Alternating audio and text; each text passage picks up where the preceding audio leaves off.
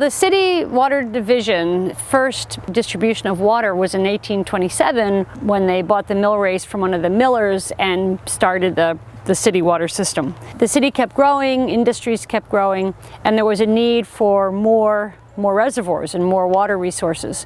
So they felt there would be need for another reservoir, and the search was made to find another spot. And Elise and Coleman DuPont had a little summer house on an old stream, and they were getting old, and Coleman was sick, or maybe he'd already passed away, and so they donated that property, and that became Hoops Reservoir. So the house, the summer house, and the small dam and pond behind their dam was all covered up with Hoops Reservoir.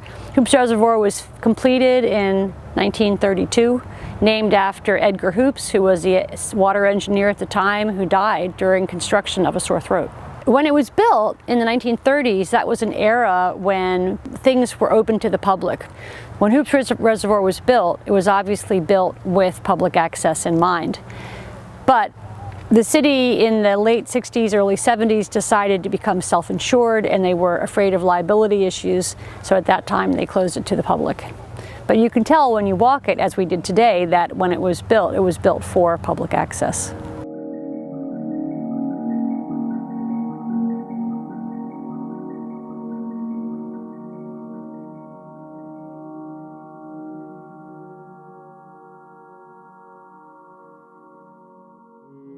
Personally, I decided I'd really like to walk the reservoir. So I think back in probably in the late 80s, early 90s, I asked for permission to walk the reservoir, to do a program for Delaware Nature Society, and I got permission. There wasn't that much interest because I don't think it had been long enough that it had been closed to the public. But then we started again, 2000 era, and it's been a very popular walk because the longer it's been closed, the more people are curious about it. So we do this program twice a year, and we get at least 14, today we had 15 people to 25 people every time.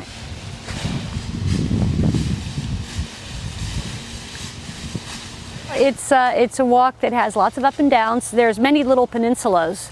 So you either can walk around each peninsula or you can walk over each peninsula, and it's steep.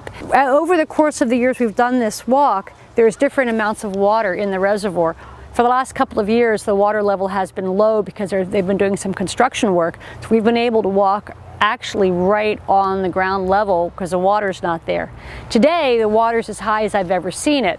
So we had to do a lot more up and over the hills, and in several places the paths were gone, and we kind of had to bushwhack and make new paths. So it was a rather adventurous hike today, especially with all the leaves that are down, making it kind of slippery. It's a good hike, but it's one of the more rigorous hikes that Delaware Nature Society offers. It's between 3 and 3.5 miles, but it's not a 3.5 miles on sidewalks or around a track. You're going up and down hills, and there are places where you have to work hard to get through the vegetation.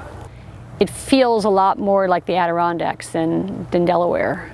It's a very special spot, and I think many of the birders, and probably others, but especially the birders, feel kind of cheated that they can't really get in to check out the waterfowl in the winter. I really like thinking how people have used the land and how that affects it is today.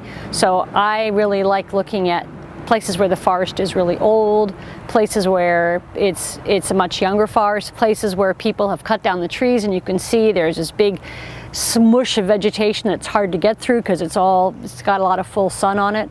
But I really like figuring out what people have done in the past, where the old roads are, and trying to imagine what the place would have looked like 100 years ago or 50 years ago or 200 years ago, and how these landscapes change throughout history.